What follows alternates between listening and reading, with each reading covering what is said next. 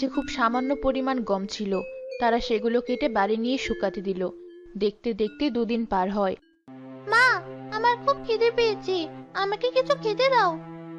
ঘরে কোনো খাবার নেই তো মা, চল তোর চাচাদের বাড়ি, ওখান থেকে কটা খেয়ে আসিস। কাল গমগুলো কুটে রুটি বানিয়ে দিব। তাহলে তাড়াতাড়ি চলো মা, কাল দুপুরে খাবার খেয়েছি, আর যে খিদে সহ্য হচ্ছে না।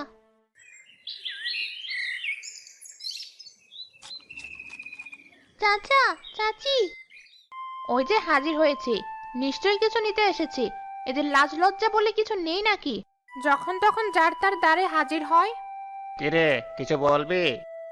চাচা, আমাদের বাড়িতে কোনো খাবার নেই, আমাকে কটা ভাত দিবে? কাল দুপুরে খেয়েছি। আমাদের ভাত নেই, যা ছিল আমরা খেয়ে নিলাম।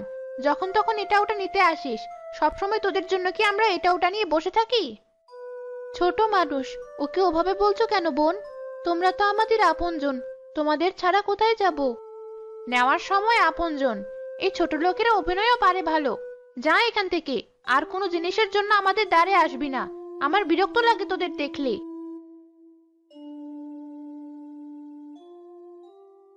নিজের না থাকলে কেউ আপন না, অভাবে এক অদ্ভুত জিনিস। এটা শুধু পেটে নয়, মনেও খিদে জাগায়। কেউ সহ্য করে, কেউ ভেঙে পড়ে, কেউ ভালো থাকার অভিনয় করে। এই খিদে আমাদের সহ্য করতে হবে, ভেঙে পড়লে চলবে না। আমি আর খাবার খেতে চাইবো না মা, তোমাকে আর কারো কাছে ছোট হতে দেব না। পরের দিন রিনা ও তরি ঢেকিতে গমগুলো কুটে বাড়িতে আনলো। মা তরি, তোর অনেক কষ্ট হয়ে গেছে, তুই একটু বিশ্রাম নে, আমি রুটি বানিয়ে তোকে খেতে ডাকবো।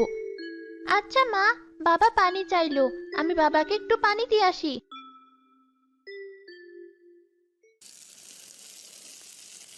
রিনা আটা মেরে একটা রুটি বানাতেই রুটিটা সোনার রুটিতে পরিণত হলো।